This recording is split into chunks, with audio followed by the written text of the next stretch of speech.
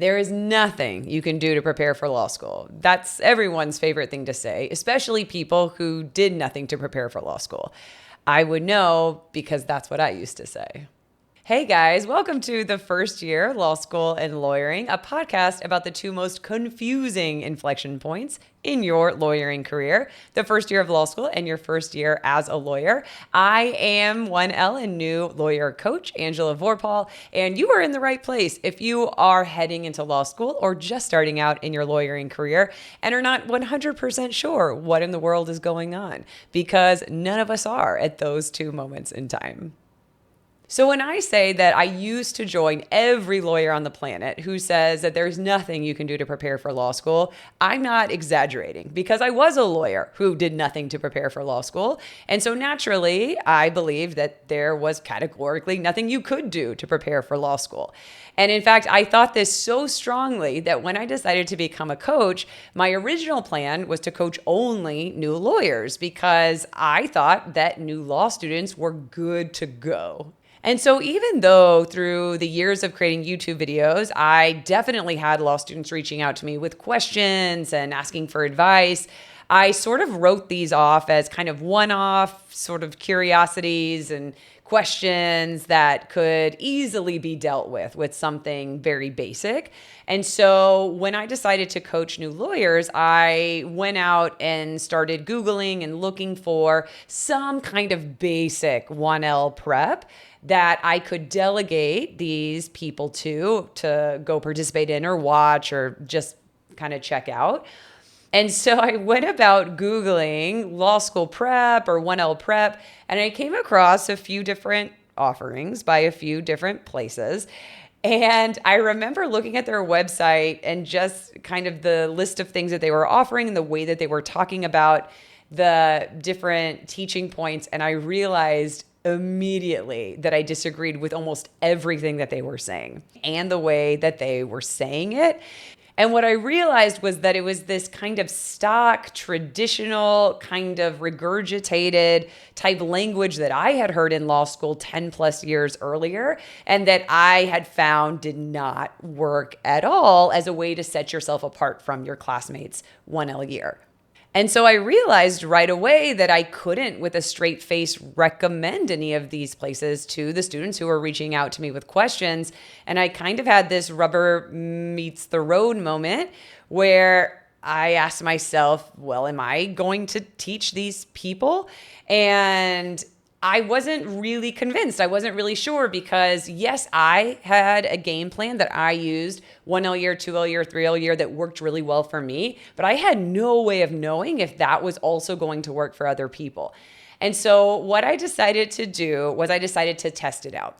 And so I remember that I made a post, I believe it was an Instagram story, maybe it was also a YouTube post. You guys can probably go back in time and find it years and years and years ago, where I basically said, look, anybody who is on the continuum from thinking about law school, potentially interested in law school, all the way to in their first, second, or third year of practice, and anyone in between, if you are looking for coaching support, if you are looking for someone to ask questions to get advice, to get direction, to get clarity, sign up. And I'm going to do a free 6-week program where I do my best to try to answer your questions and direct you through this experience. And let's see what we can do together. And so I assumed at the time that I was hoping for maybe 3 groups of 5 people, so 15 students total, so that I could kind of do small groups and focus group test what it was that I was going to be teaching, which kind of sort of was only a bit of an outline at the time on a Google Doc.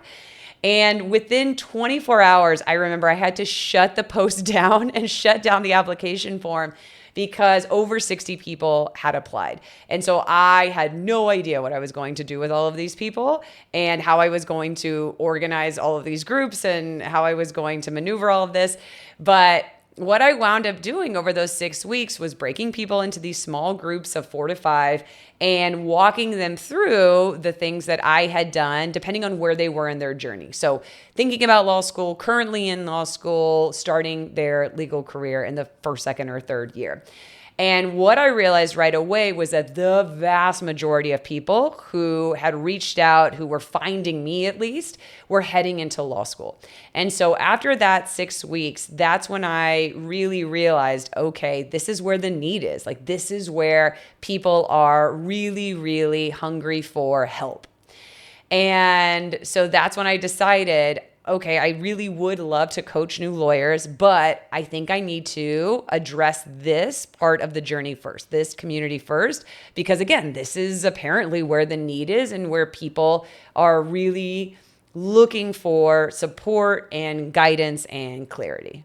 And during this process, this was a real epiphany moment for me because I knew that I didn't know anything heading into law school, but I had just assumed that over the last decade that surely this was no longer an experience that people were having. And I, again, just assumed that this problem had solved itself and that people had figured out how to do law school, how to do 1 L a year, just through the natural passage of time. And so this was the first moment when I realized that that in fact was not the case and that this was a cycle that was repeating itself year after year after year.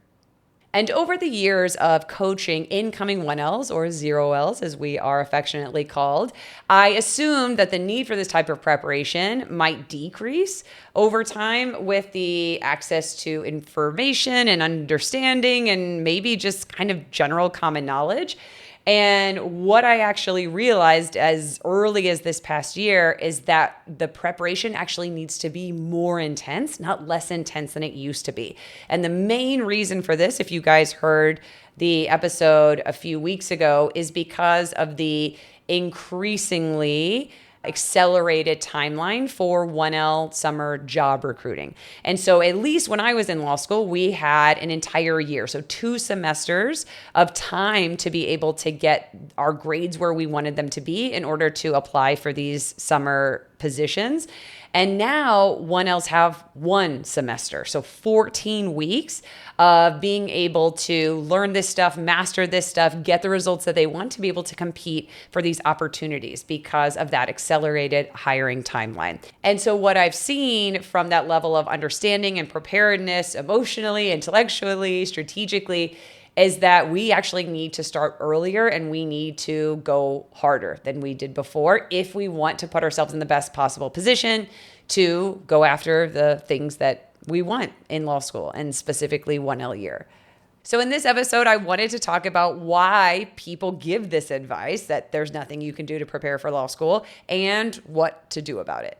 This is Angela from the future with a short break in our podcast today to let you guys know that if you are heading into law school this coming fall and you are curious about, interested in, want to see what those preparations for 1L year and that game plan can look like, to grab your spot in my free 1L Masterclass. We're going to walk through the must-have strategies to set yourself up for the 1L grades that you're really excited about and the 3 biggest mistakes that I see 1Ls making all the time that prevent them from going after the results that they are completely capable of. So if that is you, definitely grab your spot in the free 1L Masterclass by clicking on the link on the video or below the video, depending on where you're listening or watching this.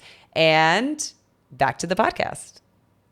Now, I have some theories as to why so many lawyers give this piece of advice to new incoming law students, that there is nothing you can do to prepare for law school.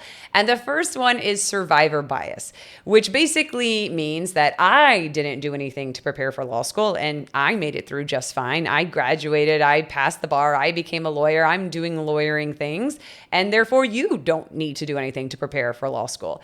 And I know for me, this one hits home pretty hard because for most of us as humans, when we're giving advice, we're doing that based on our own lived experiences. And so there's nothing in my lived experience that I needed this thing. So why in the world would I advise you to do this thing? And Unfortunately, what that doesn't take into account is literally anything that has changed in the last 10, 50, 100 years, whereby things have gotten more competitive. The candidates for law school have become more advanced, and the hiring timeline has moved up and itself become more competitive. So we can either base our preparation on a 10, 20, 50-year-old game plan, or we can update that playbook based on the realities of how law school and legal recruiting are today. The second theory I have around this is related to the first, and that is defensiveness. And I will tell you guys that I have never received a stronger negative emotional response to anything that I say online more than when I suggest that there is something you can do to prepare for law school. Lawyers will come out of the cracks and the crevices to come after me personally, but more specifically what it is I'm saying. And it was so surprising the first time this happened that after a while and after several times of me saying this and getting the same responses from people and specifically lawyers, I realized, oh, what they're interpreting me saying is that they did law school wrong. That somehow me suggesting that there are steps you can take before you head into law school is hitting a chord personally, emotionally, that is one of defensiveness of me suggesting that they did it wrong. And especially when we're talking about something that's so innate to our personal identity as being a lawyer, I can completely understand why that hits an emotional chord with people. And so if that reaction is continuing to be as strong as it is 50 years, 40 years, 20 years, 10 years after people graduate law school, then of course they're not going to be suggesting to new law students heading into law school today that they do something different than they did. If there's that strong a feeling of I did it right, and anybody who suggests that I quote unquote did it wrong couldn't be more of an insert negative name calling here. And I would never, ever want to suggest that anything different or alternative is the correct way. Another theory is what's known as the Lake Wobegon effect. And I hope I'm pronouncing that correctly, but I don't 100% know. And I don't even know where I heard this for the first time. But the Lake Wobegon effect is a cognitive bias where individuals overestimate their own capabilities and achievements relative to others, often believing they are quote unquote above average. And so you hear this a lot with driving, like when they do surveys of people asking if they think that they're above average drivers, and then like more than 50% say that they are. But it absolutely applies to law students as well. And it definitely applied to me when I was heading into law school. And so what tends to happen is that people who decide to go to law school tend to be people who historically did really well in school. So a lot of the law students that I see coming in are people who were at the top of their class, who were used to getting straight A's, who were valedictorians of college or high school or their grad programs. And so the assumption is that they will also be at the top of their class in law school. And I think there's a quote that says more than 50% of law students believe they're going to be in the top 10% of their class, which of course is mathematically impossible. And although that sounds kind of nuts, it absolutely makes sense because, again, if you are headed into law school, you likely are used to being at the top of your class and getting straight A's and having a really, really strong academic background. And then what happens is that academic student with that type of history self-selects into these law schools in which the majority of the classes had a very similar academic experience of being very successful and being very high performing. And in law school, which most of you guys know, law school is graded on a curve, which mandates that only a certain number, a certain percentage of law students can get A's, A minuses, B plus, B minus, C plus, et cetera, et cetera. And it's on a bell curve. So the majority of people are going to get something near the median, something usually in the B range, and only a very small percentage of people are going to get something in the A range.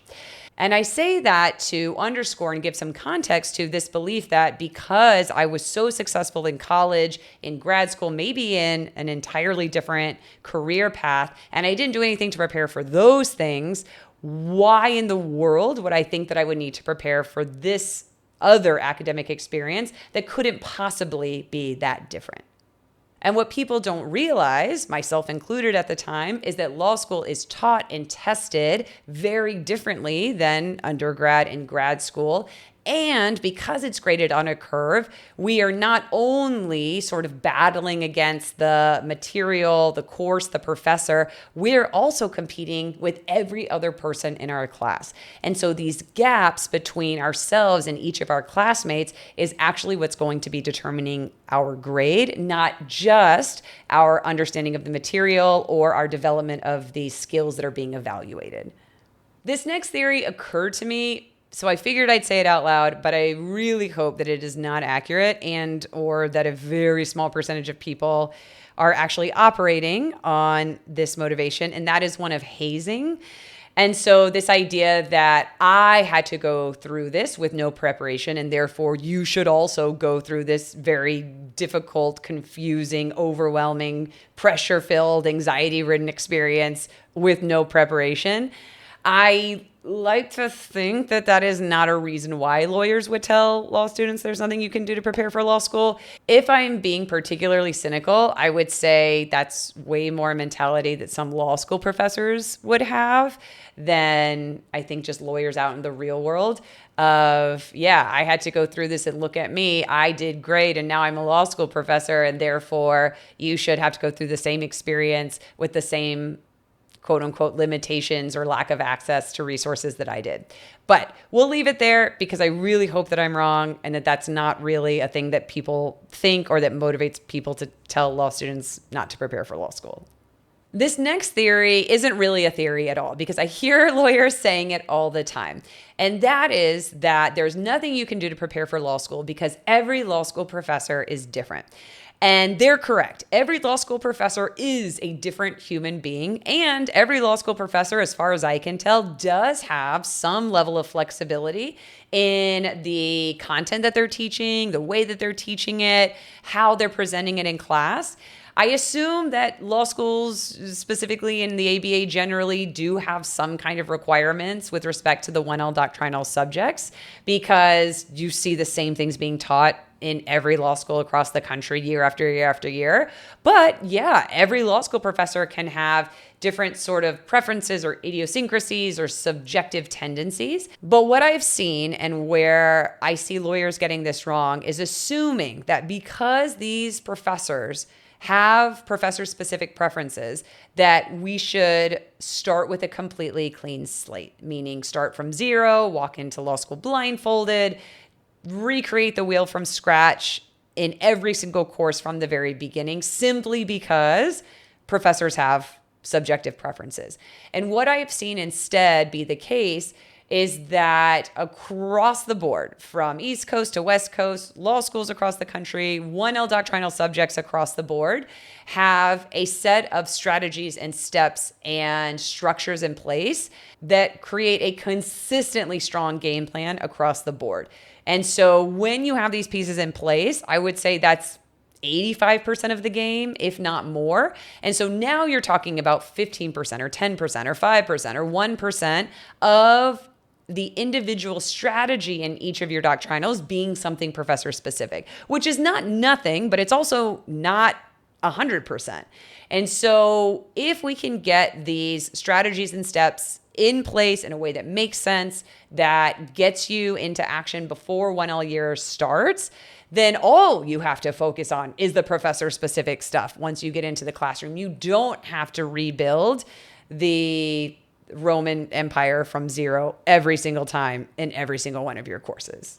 So if the advice, there is nothing you can do to prepare for law school, is in fact not accurate and is, in my opinion, arguably the worst advice you can give an incoming law student, then what is it that you can do to prepare for law school before law school begins? And in my years of coaching incoming 1Ls, I have seen three main things be the most powerful impact on law students heading into law school. And the first one is 1L grade strategies. And so I know it can sound kind of nuts to say that, given that the assumption is, well, when you go to law school, aren't they going to teach you these things? But the reality is that because law school is graded on a curve, as we mentioned, regardless of how hardworking or smart or motivated members of your class are in law school professors have to give roughly the same distribution of grades every single semester. So they can't actually promise you or even articulate that their goal is to help you get good grades, because the moment they help one student do that, they are directly negatively impacting another student, because it is a zero-sum game in each of the law school classrooms. And so instead of making that the thing that they are focused on or trying to promote or sell or their claim to fame, they instead focus on the value add that they believe they bring to the table. And the value add that law schools believe they bring to the table, more than anything else, is that they teach us how to think. So you'll hear this over and over and over, that law school teaches you how to, quote unquote, think like a lawyer. Now, that's not totally untrue, and that is not helpful. And that is also not a one-to-one with the steps that you're going to take, the actions you're going to put into place, and the grades that you're going after. It isn't. And the two things that are the very clear points along the journey to get you from the thing that you're doing to the thing that you want, if competitive grades are a goal of yours, is learning the law and learning the strategies of answering final exam questions. And the problem with that is that most law school professors, if you guys heard an earlier episode, is that most law school professors do not actually see it as their job to teach us the law. That is not what they see their job as. In fact, a lot of law school professors see it as directly contrary to teaching us how to think. If they just teach us the law in a very linear, direct, methodical, structured way, that in fact robs us of the ability to learn how to think like a lawyer. That is what a lot of law school professors believe and how they approach their classroom lectures. The other very clear point on that A to Z spectrum is learning these skills of being able to answer final exam questions. And again, most law school professors, I would say 99.9% of law school professors, do not see it as their job to teach us how to write a final exam essay answer. That is not what they believe that their job is. And so they are not going to take time to walk us through step by step exactly how they want that written. And unfortunately, for most law school professors, they will not give us very detailed feedback on our practice essays, if they give us any feedback at all. And a lot of them have told my students over the years, and myself personally, that they won't even look at or give practice exams or past exams. So as you can imagine, it makes it very difficult to go after and compete for the grades that you may want if you are not given the two most important things in that recipe book, which are learning the law and learning how to do the thing you're actually evaluated on, which is take a final exam. So learning how to do those two things, learning how to learn the law and learning how to write a final exam answer, are insanely helpful before you get into your first day of class, so that you can then run everything that you're getting from your professor through the filter of those two strategies. The second category that I have seen be incredibly helpful for people to know before they head into law school is actually legal writing. So this one was a bit of a surprise to me, because I had an amazing 1L legal writing professor, shout out Professor Stobaugh, and she literally took us line by line, word by word, and taught us how to legal research and legal write a memo and a persuasive brief. And so it never occurred to me that other people may not have the same luck and have quite a wonderful legal research and writing professor. And so when I first started coaching incoming 1Ls, I didn't actually include anything about legal writing and what we were covering. And then over the years, piece by piece, cycle by cycle, I started realizing that people needed so much help in this area. And included in part the way that law school professors, that legal research and writing professors were teaching this stuff. Some of them were not being clear. Some of them were being contradictory. Some of them were new to this. Some of them just weren't taking the time, wouldn't answer questions, whatever it was. So some of it did have to do with the quality of the professor and the quality of the instruction. And part of it had to do with, even with a good professor, this stuff is really hard. It's complicated, it's very formulaic, it's very structured, and it's very different than any type of writing that we've done before. So even people who were coming in with philosophy degrees, history degrees, English degrees, literature degrees, were still having a really hard time learning the structure and steps of legal writing. And so just like full circle, when I was thinking about delegating this quote unquote problem area to something that already existed, I went about Googling introduction to legal writing courses or classes or anything online that I could point my students to. And in the process of doing that, I very quickly realized nothing like that existed. There were literally no introduction to legal writing courses that I could find anywhere. Not in person, not online, nothing Coursera, nothing Udemy, nothing. And even the legal writing programs that existed for lawyers did not have an introduction to legal writing sort of piece, presumably because lawyers are expected to already know how to do legal writing. So there were only sort of up levels to existing writing or appellate legal writing, but nothing that actually took somebody by the hand and walked them step by step through that legal research and legal writing process. And so I realized that this was something I was going to have to create. And so that's what I did. And so these pieces are absolutely now something that we go through before classes begin so that we can remove that mystery and that uncertainty and that sort of huge black hole of what in the world is legal writing. I've heard it's hard, but I don't know what that means. So that people can start to familiarize themselves with what this looks like, with what these action steps are, and not have to walk into class and just feel fear and dread and anxiety.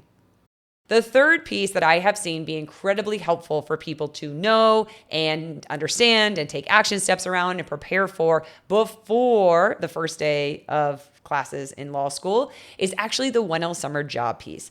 And we talked in earlier episodes about how incredibly accelerated that 1L summer recruiting timeline is now.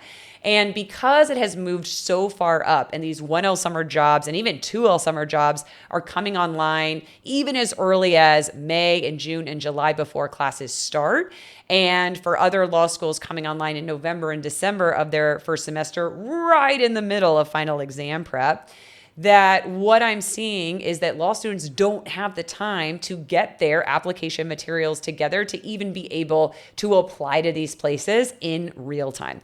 And so if we can do all of those steps before law school even starts, then that is one more thing that you don't have to have on your plate when the semester begins, and especially when you're right in the middle of midterms and writing the legal memo and preparing for finals, which is arguably the most important part of the application process, which are your 1L grades. And so that has been a real lifesaver for people too, in terms of preparing for 1L year before it starts. So now that you have heard the incredibly controversial take that the advice, there's nothing you can do to prepare for law school, is totally and completely wrong, what do you think? If you are in law school or are already a lawyer, let me know in the comments below the video if you're watching on YouTube, or below the podcast if you're listening on Spotify. What was your experience? Did you do something to prepare for law school? Did you not? In hindsight, do you wish that you would have? And if you are heading into law school, if you're an incoming 1L and you're interested and curious about what those preparation steps look like, what that game plan, what that action plan heading into law school can really look like, then definitely click on this link here if you're watching on YouTube, or the link below the podcast if you're listening on your favorite podcast platform, to grab your free spot in my 1L Masterclass.